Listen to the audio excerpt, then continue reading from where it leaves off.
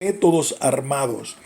Todo esto llevó a Mandela lejos de sus primeros ideales y al año siguiente, inspirado por la Revolución Cubana y su movimiento del 26 de julio de Fidel Castro, Mandela cofundó un grupo armado llamado Umkhonto We Sizwe, en español, la espada de la nación, el cual buscaría usar la cohesión y tácticas violentas para orillar al gobierno a terminar el apartheid.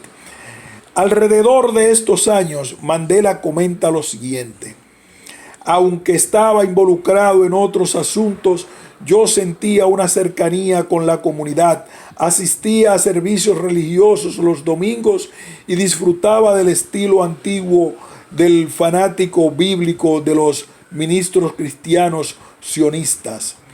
Poco antes de que planeara irme, agradecería a un anciano hermano por haberme cuidado. Me dijo: por supuesto que eres bienvenido, pero Kwedeni, por favor, dinos, ¿qué es lo que quiere el jefe Luthuli? Me tomó por sorpresa, pero yo respondí rápidamente: bueno, sería mejor que usted mismo se lo pregunte y no puedo hablar por él, pero como lo entiendo, quiere que se nos devuelva nuestra tierra, quiere que nuestros reyes tengan de vuelta su poder y quiere que seamos capaces de determinar nuestro propio futuro y llevar nuestras vidas como mejor lo consideremos. ¿Y cómo quiere hacerlo si no tiene una armada?, dijo el hombre. Yo tenía muchas ganas de decirle al anciano que yo ya estaba ocupado tratando de formar una armada, pero no podía. Mientras era motivado por los sentimientos, estaba nervioso de que otros hubiesen descubierto mi misión también. Influido más tarde por batallas en Cuba y Algeria, Mandela y los miembros de su grupo MK organizaron sabotajes, causaron explosiones ocasionales y buscaron usar tácticas de guerrillas con el fin de terminar el apartheid. Al planificar la dirección y la forma que tomaría la MK, consideramos 4 tipos de actividades violentas: el sabotaje, la guerra de guerrillas, el terrorismo y revolución abierta. Para un ejército pequeño y en ciernes, una revolución abierta era inconcebible. El terrorismo inevitablemente se reflejaría mal en aquellos que lo utilizaran, lo que socavaba cualquier apoyo público que de otra manera se podría reunir.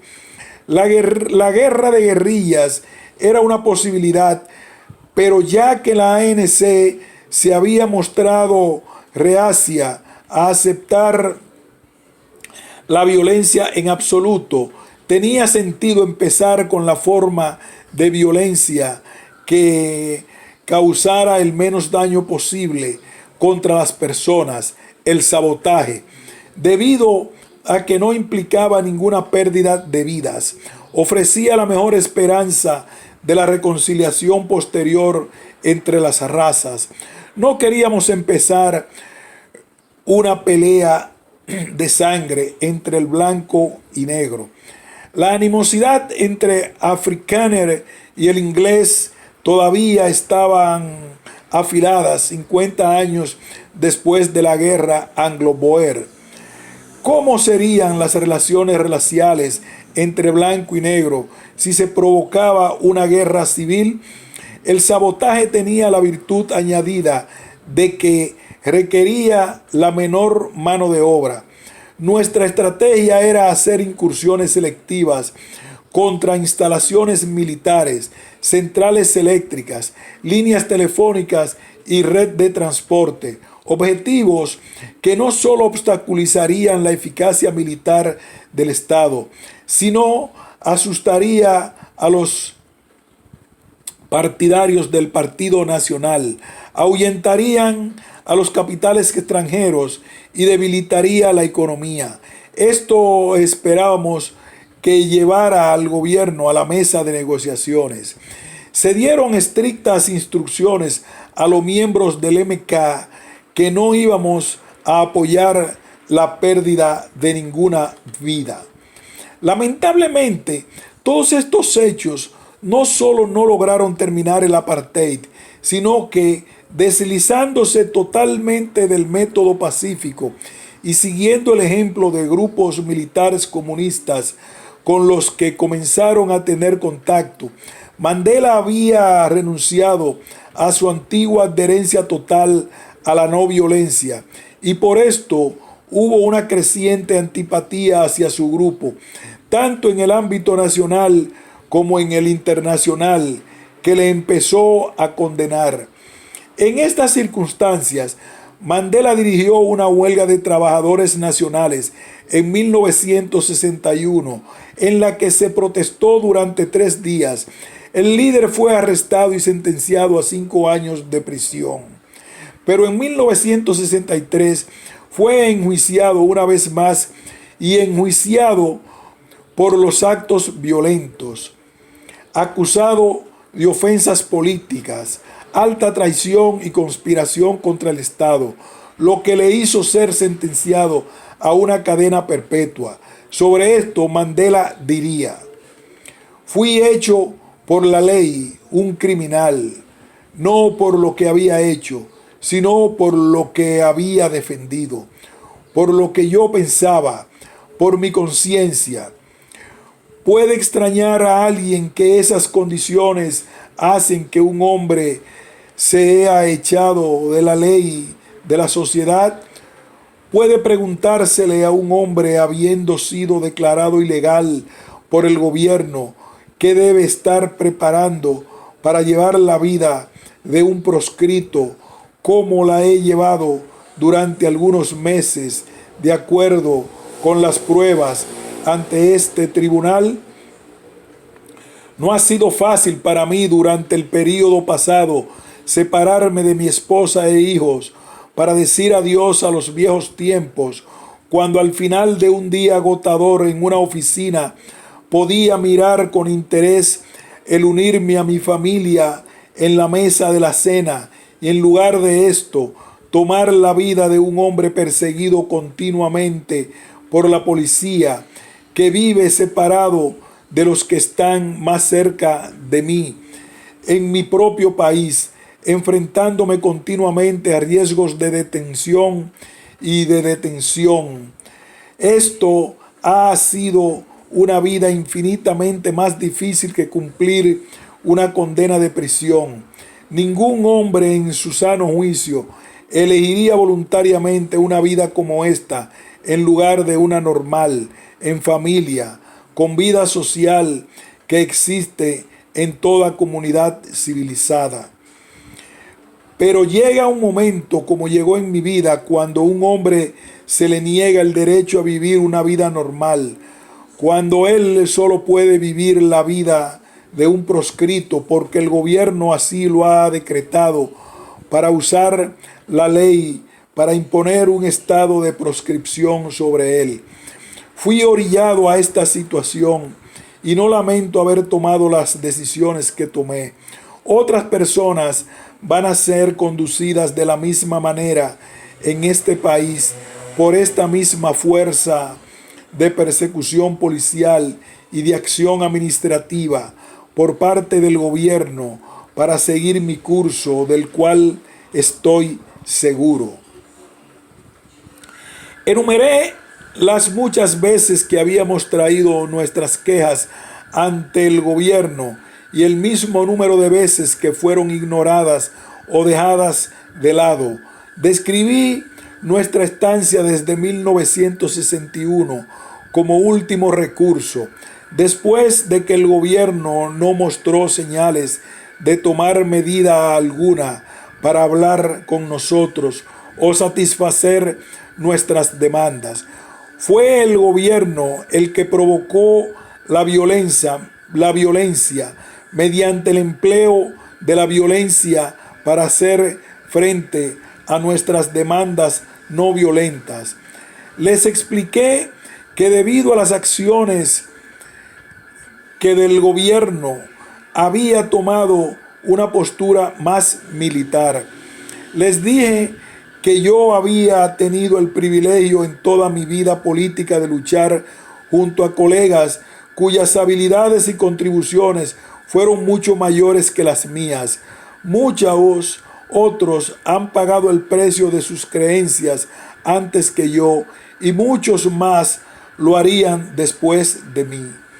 Mandela estuvo encerrado 27 años en la prisión, 18 de los cuales pasó en la isla Rubén, junto a otros líderes de la resistencia y prisioneros políticos. Lejos de ser olvidado por el pueblo en la cárcel, el líder se volvió un símbolo de lucha contra el apartheid.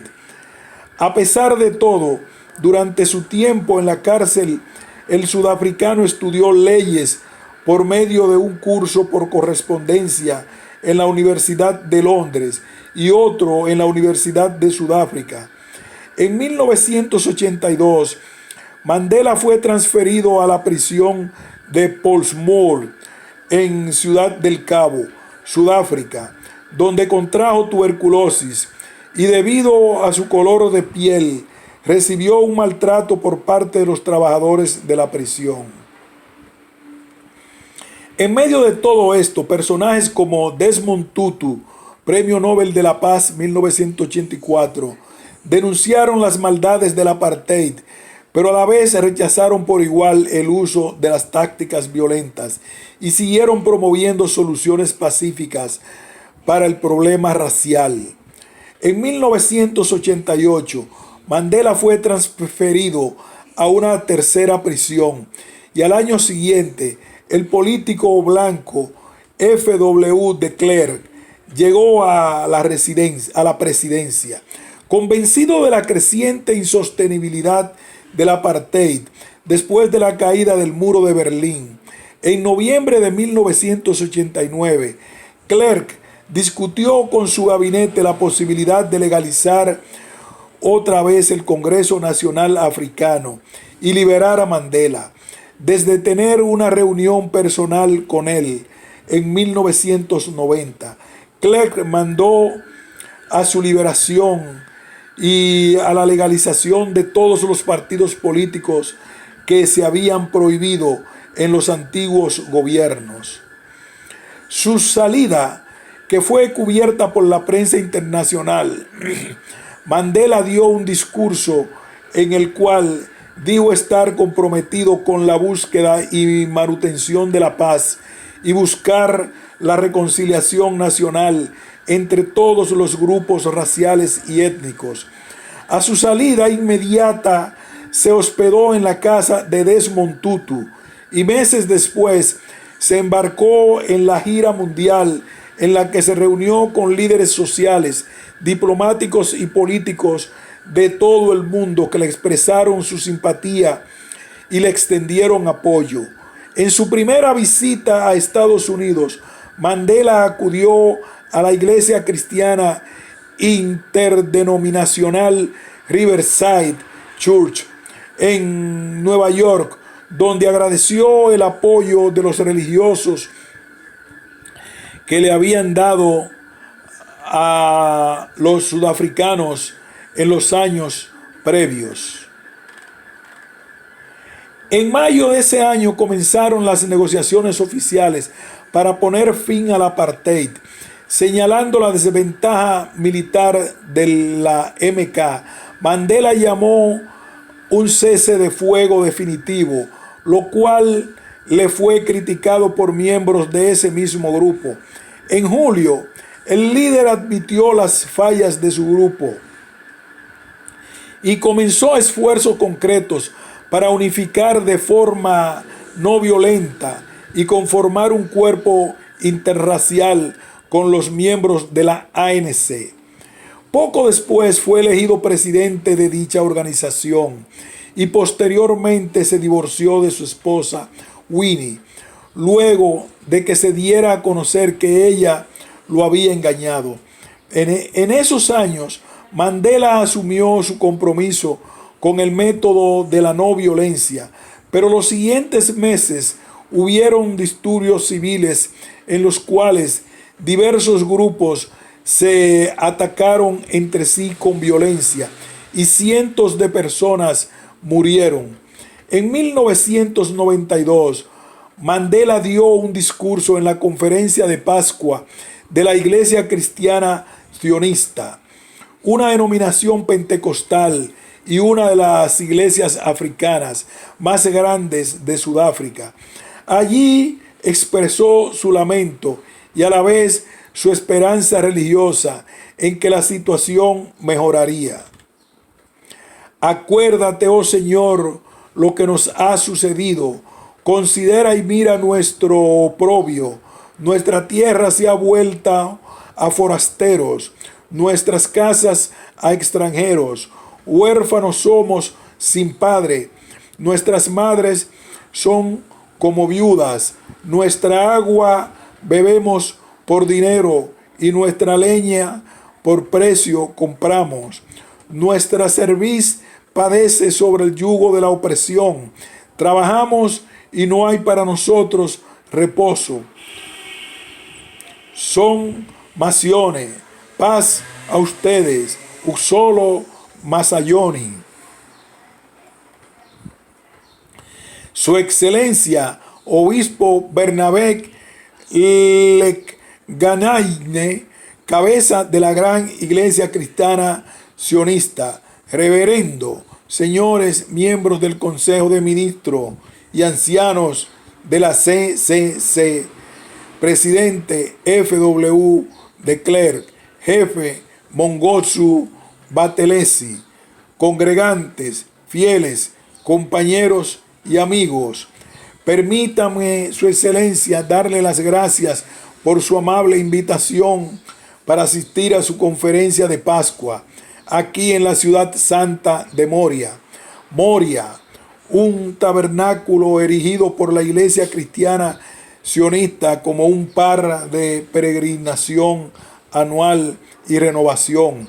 Me siento honrado de que me hayan invitado a esta ocasión para presentar mis respetos a los dirigentes y a los miembros de esta poderosa iglesia en el subcontinente.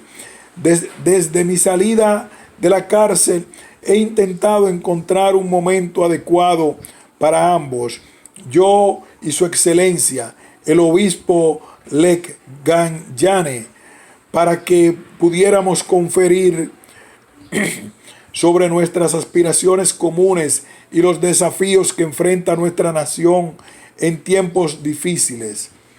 Mi presencia aquí el día de hoy es un momento muy esperado. Vengo a la ciudad santa de Moria como peregrino, con otros peregrinos, altos miembros del Congreso Nacional Africano, como una señal de respeto y como un acto de comunión. Presento a Cyril Ramaphosa, secretario general de la ANC, a Thomas Nobi, nuestro tesorero general, a Joe Lanla, miembro del Comité Ejecutivo Nacional de la ANC, y otros. Traemos a su reunión al cordial saludo de todos los miembros de la ANC, Kotso Acer Lelena. Que la paz esté con ustedes. Nos hemos unido a esta Pascua en un acto de solidaridad y en un acto de adoración. Hemos llegado, como todos los demás peregrinos, a participar en un acto de renovación y rededicación a la fiesta de la Pascua, que está tan estrechamente vinculada con la fiesta de la Pesas, marca del renacimiento del Mesías resucitado, quien, sin armas, sin soldados, sin policía y fuerzas especiales encubiertas, sin escuadrones o bandas de vigilantes, venció al estado más poderoso de su época. Este gran festival de regocijo marca la victoria de las fuerzas de la vida sobre la muerte, de la esperanza sobre la desesperación. mientras inclinamos nuestras cabezas en adoración orante este día.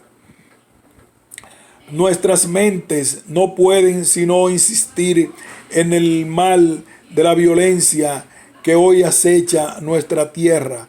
No podemos dejar de recordar los gritos de madres vulneradas, brutalizadas, indignadas por mercenarios extranjeros armados y asesinos, entre otros. Mientras bajamos nuestras cabezas en señal de súplica al Señor de los ejércitos, la batalla que hiela la sangre clama de hombres armados, barriendo a través de una localidad como un enjambre de langostas en un campo de maíz, resonando en nuestros oídos, y sabemos que en alguna casa esta noche será la noche de luto. Oramos junto a ustedes por las bendiciones de la paz. Oramos con ustedes por las bendiciones del amor. Oramos con ustedes por las bendiciones de la libertad. Oramos con ustedes por las bendiciones de la reconciliación entre todos los pueblos de Sudáfrica. Kotso Eser Lena, que la paz sea con vosotros.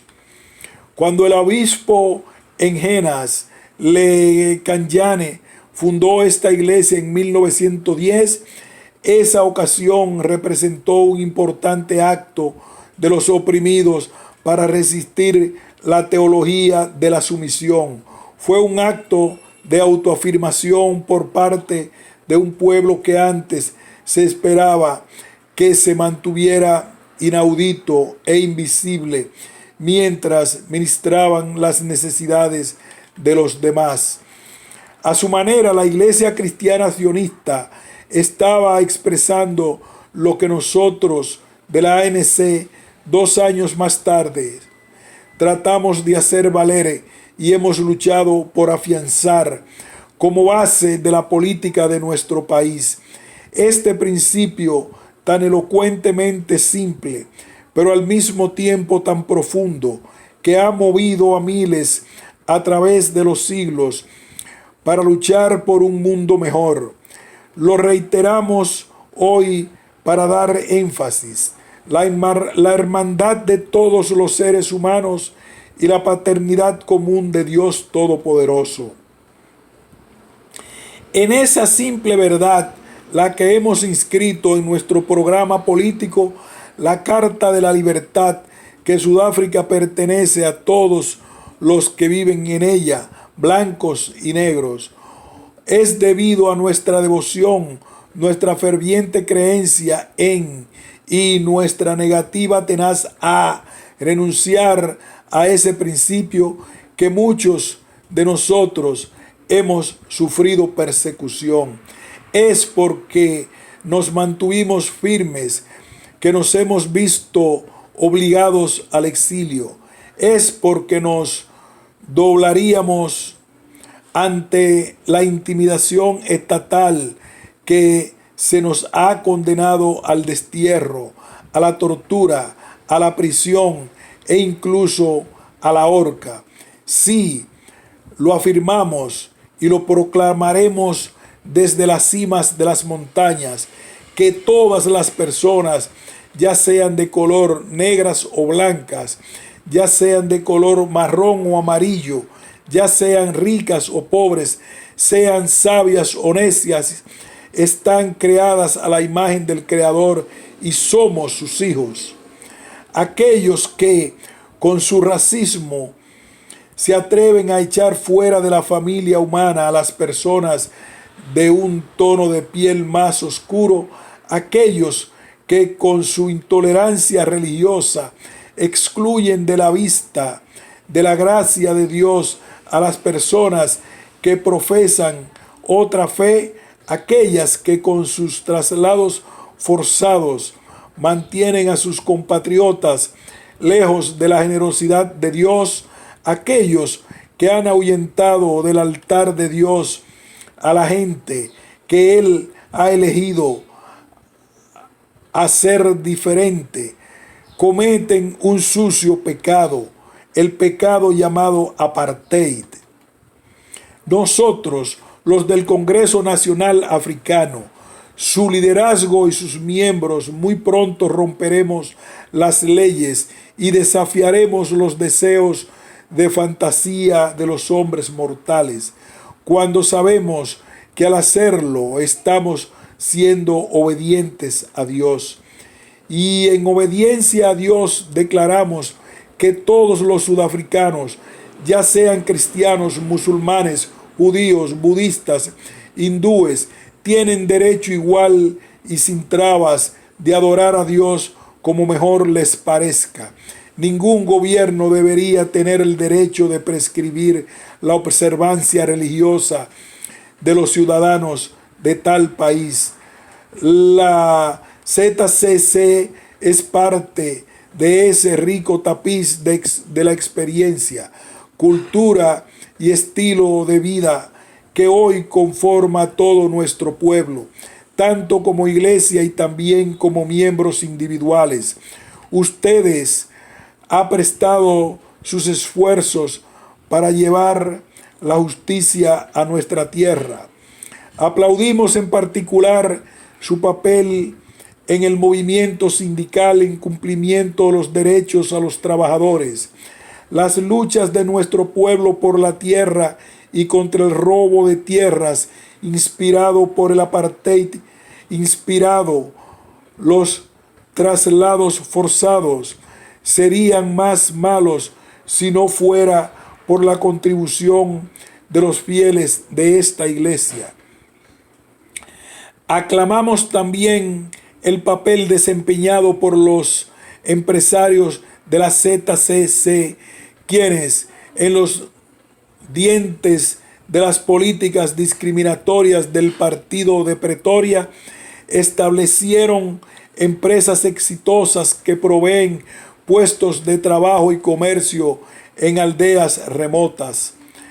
El vínculo entre ustedes y la ANC es aún más claro si tenemos en cuenta que muchas de los miembros de nuestra organización pertenecen a la Iglesia Cristiana Sionista, entre ellos Peter Mokaba, Goako Ramaltodi, que están hoy con nosotros, crecieron y se han convertido en lo que son en la lucha, en gran medida inspirados en sus enseñanzas.